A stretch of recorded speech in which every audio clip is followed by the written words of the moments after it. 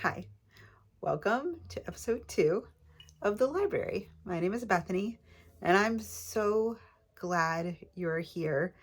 I have been blown away for the last few days. You guys are so nice. You're so sweet.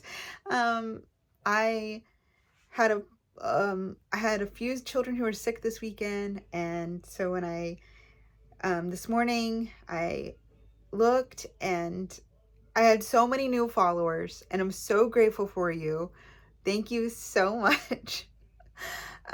Today, we're going to be talking about how I grew my library.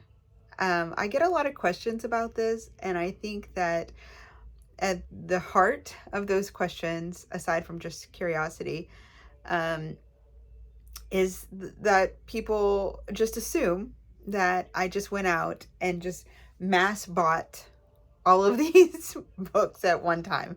And that did not happen like that, I can assure you. This has taken a very long time. And some of these books are even books that I had as a child. So it's definitely been a very lifelong process. But books are aside from my children, they bring me so much joy.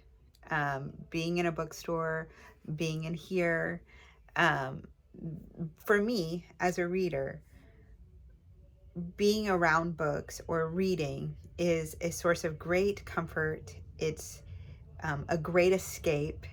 It's how I process the world. It's there's so much. It's how, like, if I'm having a hard time or a good time or I've met a goal or whatever the case may be, I want to celebrate with books. So a lot of these books are reflective of that. And it's like it's a source of joy. Everyone has a source of joy. Mine just happened to be paper with ink on them, bound. But initially in the beginning, I've always been a reader.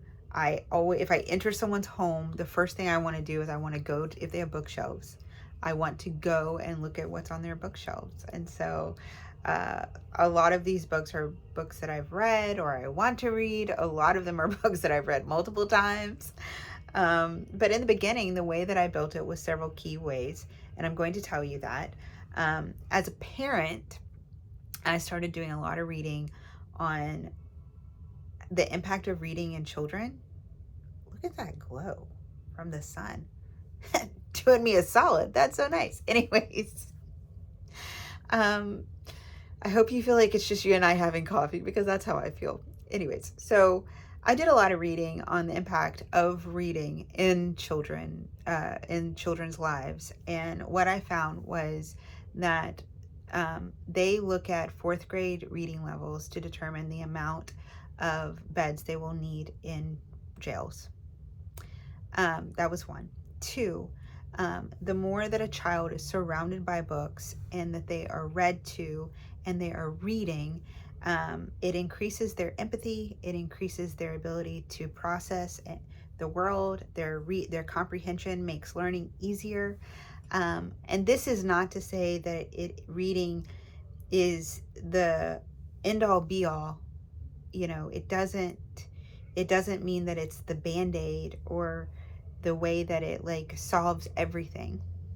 But I also think that if you can connect stories, kids love stories. And so they can learn. If you can connect stories to their learning, they retain it better. So I was very inspired by that. And then also author Mem Fox, I read a book by hers when my children were babies, and it said, this son is really, it's a paid actor. I don't know how else to tell you. The son is the paid actor. Coworker of the day. Okay, but Mem Fox, in one of her books, said that when we read aloud to children, it should be like we're reading it should be similar to the taste of chocolate, that it should be just such a luxurious and comforting and sweet experience that we want more. And that's what reading should be. And so a lot of the reason that I have grown my library is because I want my children surrounded by books. I want my children just to like connect stories to what they're learning and what they're experiencing. And I wanted reading to be kind of like the river that connects them to like the heartbeat of our home. And I wanted that to be where like they were connected to memories that were also connected to books, which has been really amazing because that has happened. And it has exceeded my wildest expectation. I read aloud so much to my children when they were young, especially when they were young. And we read picture books and chapter books, and we listened to audiobooks, and there were holiday books. And if they were curious about something, I went and got a book about it. Or if we were traveling someplace, I went and got a book about it. Just, I was trying to do everything I could to make it that everything in their life was connected back to a book. I think that one of the reasons I did that was because my lifelong goal as a reader has been like, if I had a question about something or I was curious about something, I just immediately go and I'm like, there's a book for that. And then I would go find the book and I would read it. And that has extended into like wanting to have like a very vibrant, large book collection. A lot of these are kids' books because I have children. So the way that I grew this library is I went to a lot of thrift stores in the beginning. You can find some great books in great condition for 25 cents a piece, 50 cents a piece, $1 a piece. And that's amazing. You can also request books for gifts. That's my favorite gift to give, and it's my favorite gift to receive. And my children know that if there is a holiday or a birthday or anything, and if I can buy, I will buy them a book. Now, that isn't to say that I won't also get them something that they're interested in. I will. But if there's an opportunity for me to buy them a book, I will do that. 100%. If they are interested in something, I'm going to go buy a book for it because I just want it to be where they have this connection. And what's happened now, which is so neat to me, is that when they're in school and the teacher says, like, here's the parameters, you can choose your own book, my children will come and ask me for my opinion on what they should read, which is an honor. It is an honor to have middle schoolers seek you out and want your opinion as their parent for what they should read. And then they read it. That is the thrill that gives me. I love it. I love it. It is such a joy. So thrift stores are great. Gifts are great.